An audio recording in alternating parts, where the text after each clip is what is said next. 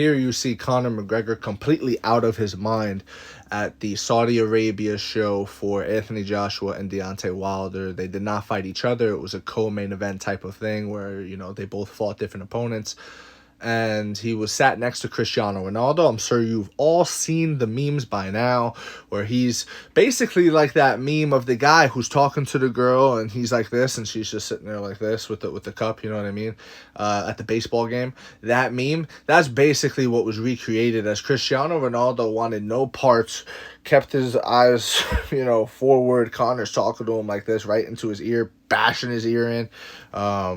Then you've got Conor like, okay, oh.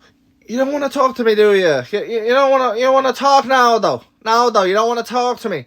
Okay, and I'll talk to the guy next to you. I don't give a bollocks, man. You know what I mean?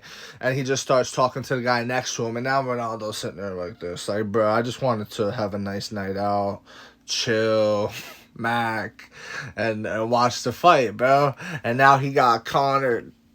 What about Manny? Is Manny being a man or a mouse? What he needs to come up to my weight. You know what I mean? It's like, bro, yo, you know what I mean? And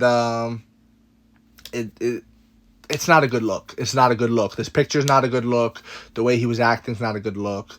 I get it. There's one thing about being excited and being at the fights, but there's another thing about being lost out of your mind. And I just felt like looking at him, I was like, man, this is not the guy who beat Jose Aldo anymore. You know what I'm saying? We all change in life, and we all have rises and declines, and more and more. Life goes up and up. You know what I mean? Maybe Conor's not thriving in his fighting life, but he's thriving in his family life. Just had another kid. Congratulations to him. Things like that. He's thriving in business life, making money.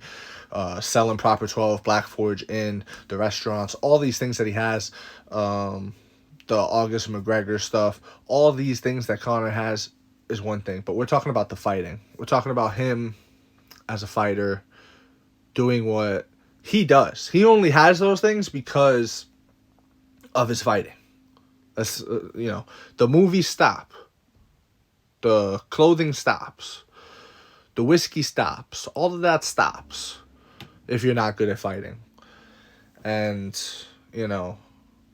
I don't know how long you could just rest on your laurels for, because at that point, that's all Conor is. He's just fumes of the past, right? He's riding off the fumes of his former self, of the, we slept him!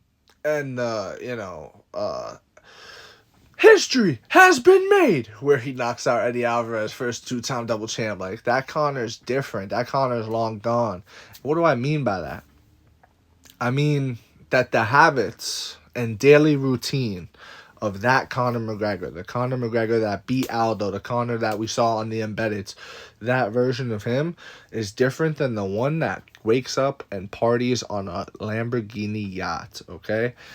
This Conor's a lot different. Yeah, he wasn't partying on Lambo yachts, and he wasn't 100 millionaire with half a billy. You know what I'm saying? Didn't Conor sell Proper 12 for like $500 million or $250 million or something crazy?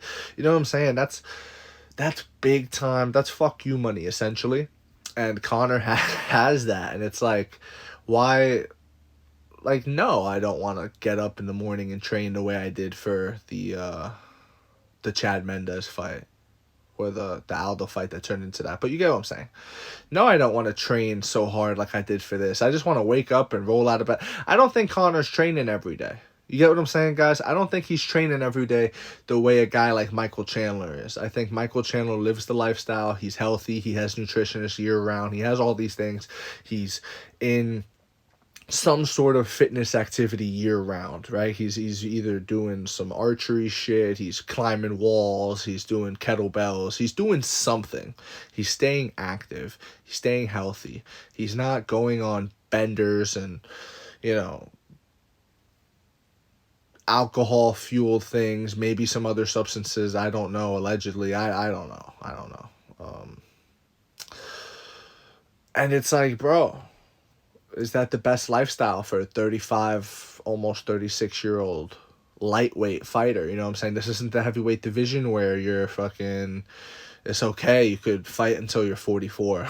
You know what I mean? Like, no, this is lightweight. Lightweight is typically, you know, Arman Suyukian age. You know, that 28-year-old, 27-year-old, 31-year-old, that age, 26-year-old, that age is where you kind of rise up in the lightweight division. That's when Conor did it. Conor was only 28.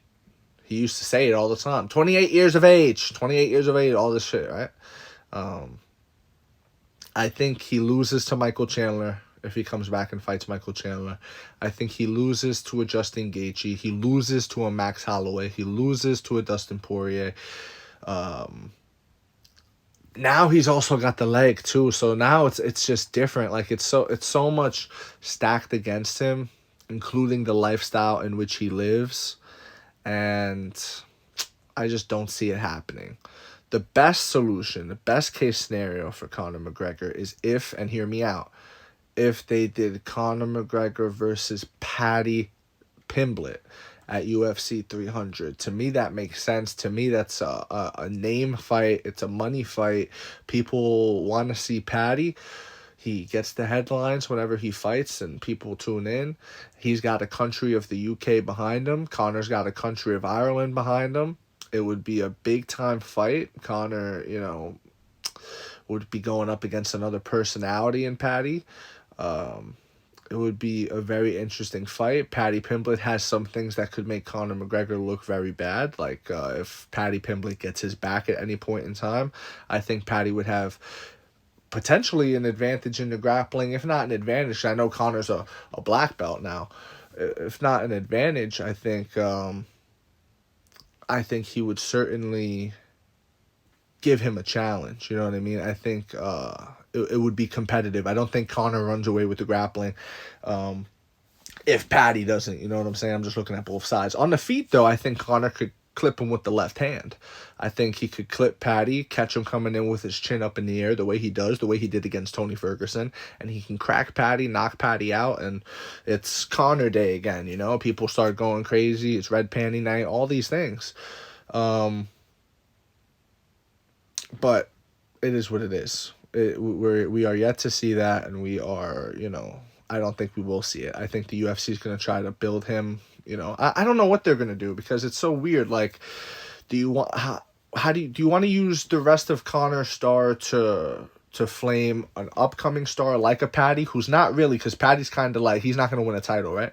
What do you want to do with Conor? Do you want to save him for a guy like that? Maybe you want to build Arman Tsarukyan up. Maybe you want to just give Conor Islam Makhachev if you're the UFC. Yo, we got Islam Makhachev. He the champion. Let him fight Conor. Let him choke Conor out in 3 rounds. And let the Khabib talk come. Let Islam get hyped. You know? Maybe the UFC wants to do that. Feed him to Islam. But I don't know what feeding him to Michael Chandler is going to do for the UFC. Because, you know, okay, what happens if Michael Chandler... The whole purpose of the Michael Chandler fight was that Michael Chandler was a good matchup for Conor. That was the whole purpose of it. But now, as time goes on, it's like, is it still? Is it still a good matchup for Conor? I don't know. That's my take. I saw this. This is crazy to me. That's my take on this video. And yeah, let me know what you think in the comment section below. If you agree, disagree, it does not matter. Just join the discussion, and please follow for more. Thank you. You are appreciated.